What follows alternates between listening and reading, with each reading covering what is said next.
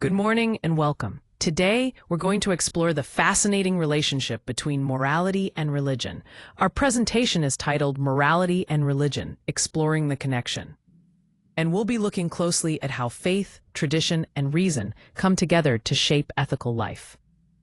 As you can see, the intricate patterns and rich colors behind me symbolize the complexity and beauty of these ideas.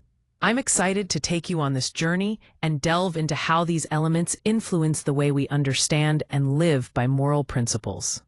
When we talk about morality, we're referring to the norms and judgments that help us determine what is right and wrong.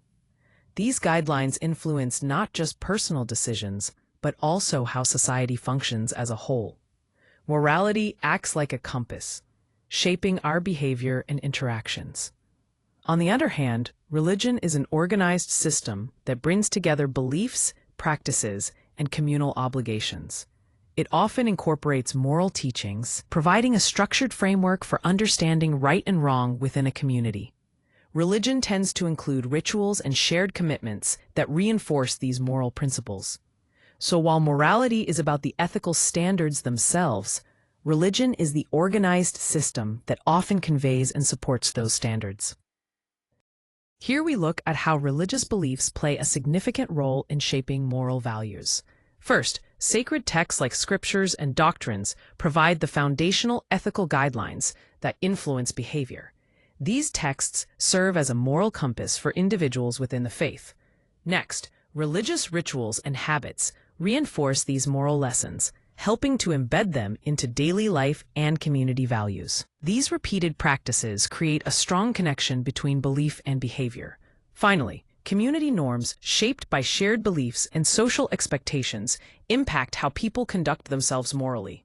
These collective standards help maintain order and cohesion within the group, guiding individuals towards ethical conduct.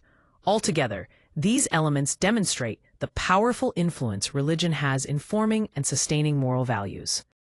Here we explore major religious perspectives on morality, each offering unique viewpoints on ethical behavior. Starting with Christianity, it bases its ethics on rules derived from the teachings of the Bible and Jesus Christ, guiding followers to live according to these divine principles. Moving to Islam, the focus is on submitting to God's will and adhering closely to moral duties laid out in the Quran and Hadith, emphasizing obedience and devotion. Hinduism presents a different approach, centering morality around concepts of duty and karma, where ethical actions are influenced by cosmic law and one's role in society. Buddhism highlights compassion, insight, and virtue development through mindful practice, encouraging personal growth and awareness. Lastly, the plural or secular perspective draws from multiple ethical sources, fostering dialogue and encouraging diverse moral reasoning beyond a single religious framework. Each of these perspectives enriches our understanding of morality in distinct but meaningful ways. Here we explore the critical roles that religious institutions play in shaping ethical behavior. First, through teaching and preaching, these institutions provide guidance on moral choices, using sermons and doctrines to instill core ethical values. This helps individuals understand what is considered right and wrong within their faith. Next, religious communities act as a network of social enforcement and accountability, encouraging members to uphold moral conduct and holding them responsible for their actions. This community aspect strengthens ethical behavior beyond personal belief. Finally, charitable action and service work put ethical principles into practice by supporting those in need and improving community well-being. Together, these elements illustrate how religious institutions not only promote ethics, but actively engage in building a moral and compassionate society. Here we see the results from a survey measuring the percentage of people who associate morality with religion across different age groups. On the horizontal axis, we have the age cohorts, starting from 18 to 29, then 30 to 44, 45 to 60, and finally, those over 60. The vertical axis shows the percentage of respondents who make this association. What stands out is the clear upward trend as age increases. Younger adults between 18 and 29 show the lowest percentage, with only 45% linking morality to religion. This rises to 58% for the 30 to 44 age group, then jumps further to 70% for those aged 45 to 60. The highest percentage, 82%, occurs in the oldest cohort, people aged 60 and above. This pattern suggests that older generations are more likely to connect moral values closely with religious beliefs, whereas younger generations show less of this association.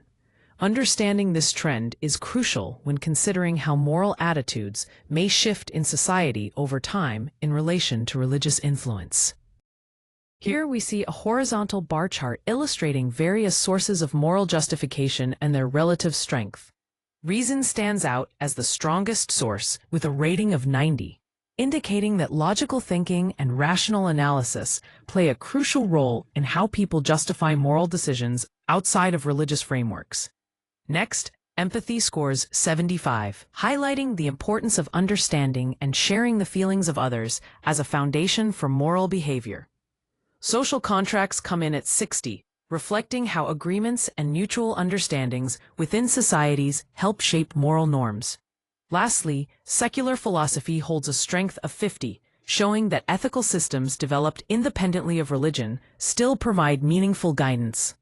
Overall, this chart emphasizes that morality can be grounded in multiple, non-religious sources, each contributing differently to how we justify our ethical choices.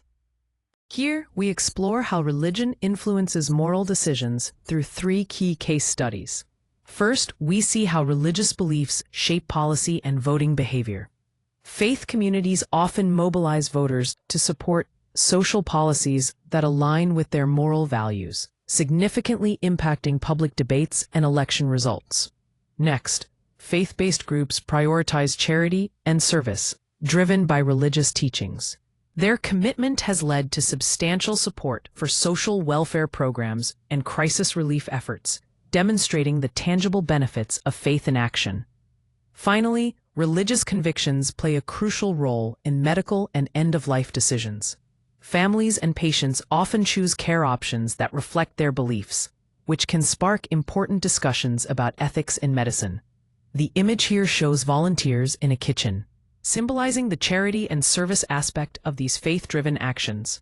Here we're looking at the secular sources of morality, which are ways we understand right and wrong without relying on religious teachings. Starting with philosophy, it offers ethical frameworks based on reason and critical thinking, guiding us through complex moral questions independently.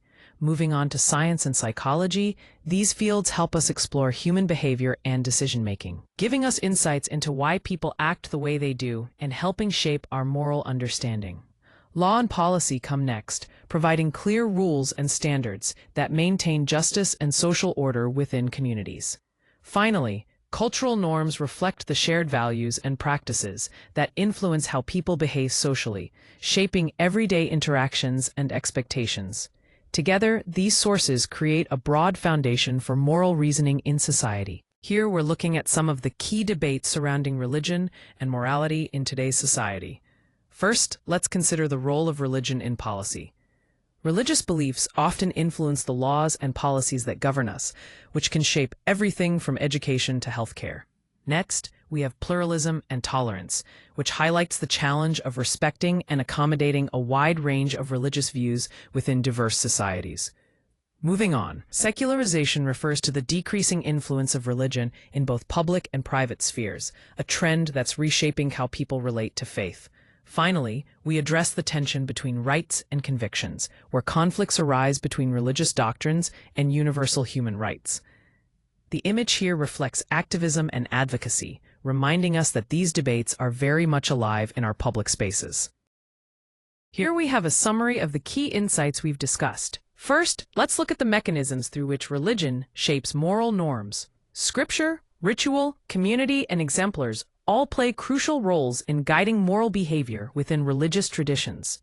Moving on to the institutional role, religious organizations contribute to moral guidance through teaching, enforcement, and acts of charity, reinforcing ethical standards in society.